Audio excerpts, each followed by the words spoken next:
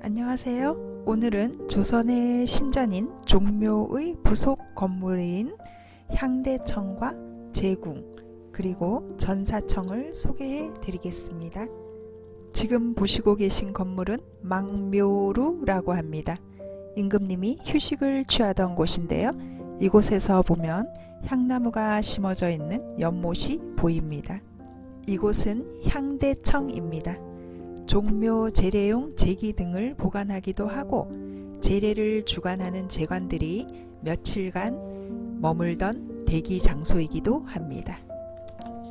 이곳에 종묘 제례에 사용되는 제기와 제물의 모형이 전시되어 있습니다. 다음으로 임금이 세자와 함께 제를 지내기 위해 준비하고 머물던 곳인 제궁으로 한번 가보겠습니다. 이곳 제궁에서 운 좋게 문화해설사님을 만나서 이제부터 해설사님의 설명을 들으면서 함께 가보겠습니다. 바로 왕께서 계셨던 공간이다. 그래서 여기를 어숙실, 어제실이라고 하고요. 그러면 왕세자가 계셨던 정각은 어떤 정각입니까? 네, 저 동쪽에 있는 저 정각. 저것을 왕세자가 머무셨다고 해서 세자제실이라고 하는데 이쪽도 제한 공간이지만 이쪽에 왕세자가 계셨던 그래서 여기는 지금 이제 어목욕탕이라고 해서 임금께서 목욕을 하셨다는 데인데 기록에는 그냥 목욕을 하셨다고만 나와 있지 어떻게 목욕을 하셨는지는 안 나와 있어요. 여기에 뭐 우물이 있는 것도 아니고 수건에 물을 적시해서 이렇게 닦으신 건지 뭐 이런 자세한 기록은 없어요. 그냥 목욕을 하신 곳이라고만 표시가 되어 있어요. 지금은 여기 문이 열리면은 소요라고 하는 가마가 조그만 가마가 하나 있거든요. 그 가마가 뭐냐면 이 왕께서 이 종묘 안을 돌아다니실 때 이 가마를 들고 가셨다는 소요라고 하는 가마가 전시가 되어 있어요.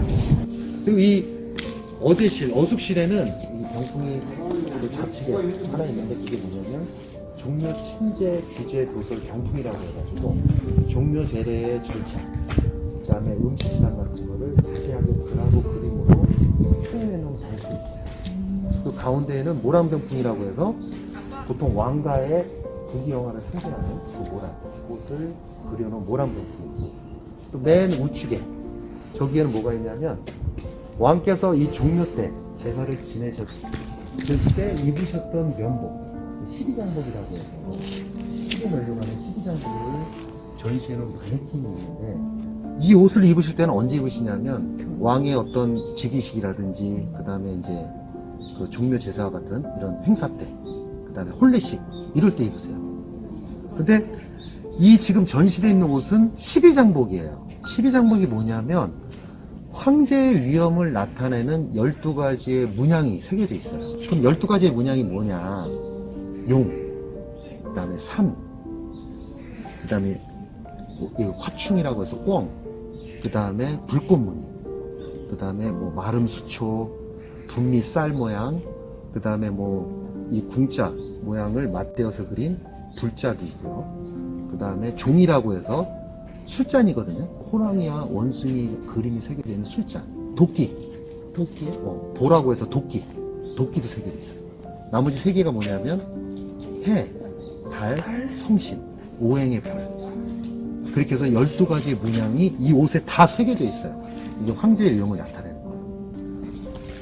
그래서 지금 이곳이 이제 제궁이고 왕과 왕세자께서 제사 하루 전날 이곳에 오셔서 제례 준비, 일관을 정지하시고 제례 준비 하셨던 곳이거든요. 그래서 제사 시간이 되면 딱 되기 전에 저 그 서현문을 따라서 정전의 동문 쪽으로 이동하셨어요. 그럼 저희도 이제 왕이 가신 길로 이동하도록 하겠습니다.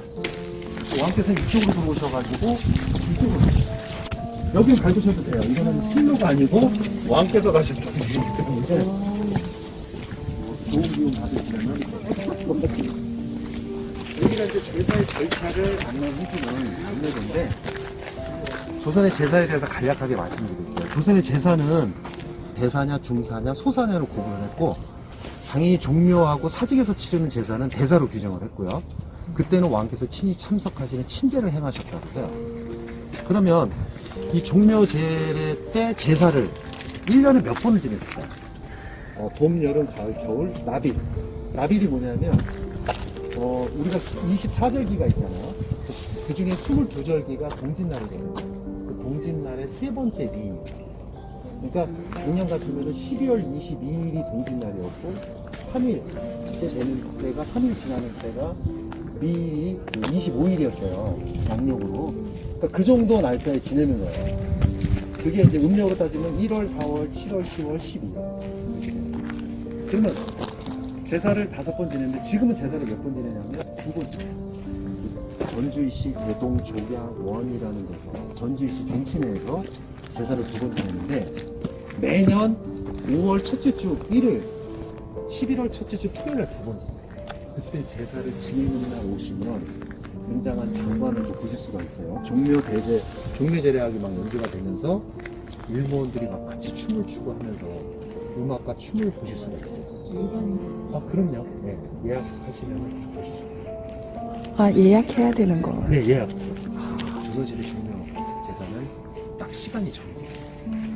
바로 새벽 1시 15분. 축시일각이라고 해서 저희가 그 자축인묘 진사업이 신유술에 12가지 12진신을 가지고 조선시대 시간을 산정을 했잖아요. 2시간. 12진신이니까 곱하기 2하면 24시간이 되는데 첫 번째 자시라고 해서 밤 11시에서 새벽 1시. 그 다음에 축시. 그 다음에 축시가 뭐냐 자축인묘니까 축시가 새벽 1시부터 새벽 3시. 그러니까 축시가 새벽 1시고 일각이 15분. 그래서 그럼 그때 시간을 어떻게 정확히 알고 제사를 지냈을까요? 그때 밤이니까 해시면 안 돼요. 물시계를 가지고 정확하게 시간을 측정을 해서 제사를 지냈고, 자, 그러면 이제 제사의 절차가 있습니다. 첫 번째는 이제 신관례라고 해서 신을 모시는 절차예요. 향을 피워서 하늘에 있는 혼을 모시고 우창주라고 하는 향기가 매우 강하고 좋은 술을 부어서 백을 모시는 거죠.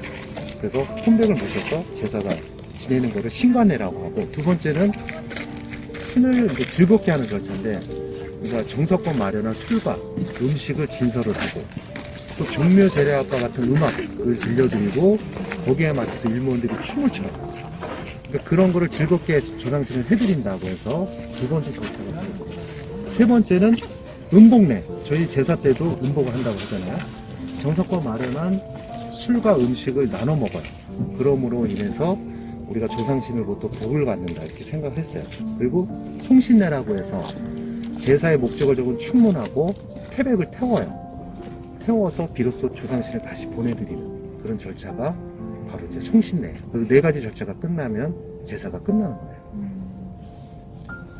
자, 여러분 지금 이게 동문이거든요. 동문을 보시면 저 단이 2개가 보이시죠? 전돌이 깔려있는 큰 단이 하나 있고 작은 단이 하나 있고, 저것이 뭐냐면 아까 축시 일각에 되기 전에 왕과 왕세자께서 이 동문으로 들어가시기 위해서, 이 동문은 왕과 왕세자 재관들이 들어가야 합니다. 동문에 들어가시기 전에 저거를 잠깐 써가지고 일관을 하시고 딱 교체 입으시고 왕과 그런 자리에 서 계셨다고 해서 전합판이라고 하고, 그 밑에 따는 세작해서 서 계셨다고 해서 세작판이라고.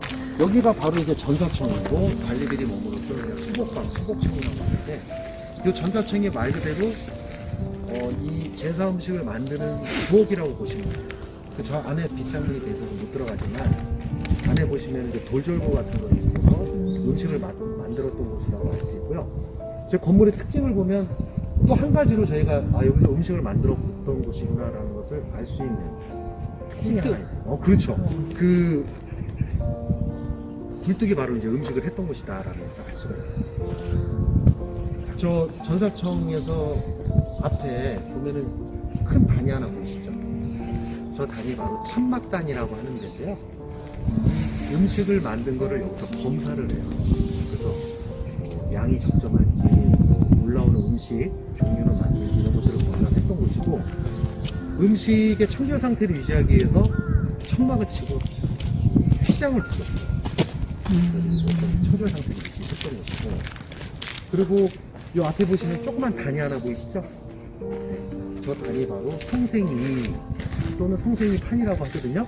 저게 뭐냐면 아까 제사 음식을 올릴 중에 가장 중요한 음식 중에 하나가 날고기, 소양, 돼지, 이걸 희생이라고 하잖아요. 그 희생을 검사했던 곳이에요. 산 희생을, 소양, 돼지. 소를 저희가 지금 생각하는 한우나 황우를 쓴 게 아니고요. 흑우를 썼어요. 흑우. 네. 그래서 그 흑우를 제주도에서 이제 키웠다고 하고, 그거를 일부 내륙으로 들어와서 이제 그 중간 장소를 정해서 그 소를 먹이고 키워서, 왜냐면 거기서 올라오려면 한 5개월, 6개월씩 걸린다고 하니까 살찌워서 계속 올려보내요. 그 소들은 이 콧들에도 하지 않았다고 하더라고요. 그리고 조선시대 돼지는 3, 40kg도 안 됐대요. 그래서 그 중국에 있는 돼지를 수입해서 썼어요. 근데 양이 있었어요? 양도 조선에는 없었죠. 양도 들여온 거죠, 다. 중국에서? 네. 들여서 이제 키워서, 잘 먹이고 키워서 희생을 잡았는데, 그 희생 검사를 했던 곳이에요. 그래서 처음에는 종원관이라는 재관, 그러니까 영의정, 그 재관이 이제 희생 검사를 했는데, 재기 검사를 딱 마치고 여기 이제 재관들이 쫙 도열해 있으면 종원관이 나와서 희생 검사를 딱 해요. 그래서 희생이 좀 살찌고 문제 없다 그러면 이제 충이라고 외쳐요. 충이라고 뭐냐면 살찌다 그런 뜻이에요. 그럼 이제 통과해요.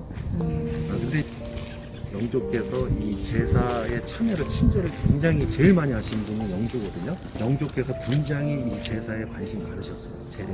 그래서 영조 임금께서 직접 희생 검사를 하시고 난부터 영조의 명에 따라서 저 판이가 설치가 된 거예요. 원래 저 판이 없었어요.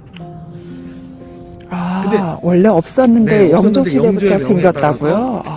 저 단을 만들어라 해서 영조의 명에 따라서 만들어졌다고 하고, 저 희생을 잡은 데가 이 전사청이 아니고, 네. 그 희생을 키우는 데는 다른 데서 키워서 올라오지만, 그 희생을 잡은 데는 이 전사청 뒤쪽에 제살청이라는 곳이 있어요. 있었어요. 그래서 거기서 희생을 잡았고, 항상 그 난도라는 칼을 사용을 했대요. 난도가 뭐냐면 칼인데, 이 칼에는 2개의 방울이 있고 손잡이에는 3개의 방울이 있어요. 그래서 이 5개의 방울이 딸랑딸랑딸랑 움직이면, 소리가 나면 궁상각시우라고 하는 우리 그 절대 화음의 조화를 이루면 그때 비로소 잡았다라는 기록이 있어요. 그러니까 그냥 막 함부로 잡은 게 아니고 다 나름대로 그런 어떤 신성하고 경건한 마음으로 제사 음식을 잡았고, 그리고 그 동물도 스트레스를 안 받게. 안 받게. 예. 그렇죠. 좋은 말씀. 스트레스를 안 받는 그런 절대 화음이 5가지 화음이 조화를 이룰 때 잡았다고 하고, 이 난도라는 칼은 경복궁의 옆에 국립고궁박물관 있죠? 거기 지하에 전시가 돼 있어요. 그래서 2개의 방울, 3개의 방울이 달려져 있다. 그래서 요 방울이 움직이면 그 소리의 화음이 조화를 이룰 때 그때 비로소 잡았다. 그러니까 굉장히 참 어떻게 정성과 예를 다 하신 거죠. 그때 제사를 지낼 때. 전사청 우측을 보시면 낮은 담장하고 문이 열려있는 문이 보이시죠? 저것이 바로 제정이라고 하는 곳인데 우물이에요. 그러니까 이 종묘제사 때 지내는 사용하는 물을 다 저기서 길어서 썼어요. 근데 저기는 그래서 조상 신이 드시는 음식에 썼기 때문에 왕도 저기서 물을 길어서 못 드셨어요. 왕은 외대문 바깥에 초입에 보면 어정이라고 있어요. 거기서 물을 길어서 드셨어요. 그래서 왕도 이 물을 못 드셨어요. 그래서 조상신을 위한 전용 우물이었고, 지금은 우물 가보시면 다 말라 있어요. 우물 자칫에 있는데 이제 시간이 많이 흐르면서 이제 우물이 말랐죠. 그래서 저곳이 바로 제정이다. 이상으로 종묘의 부속 건물인 향대청과 제궁 그리고 전사청을 소개해 드렸습니다. 다음에는 깊은 울림이 있는 고요한 신전 종묘를 소개해 드리겠습니다. 여러분, 저와 함께 해주셔서 감사합니다. 다음에 또 만나요. 안녕.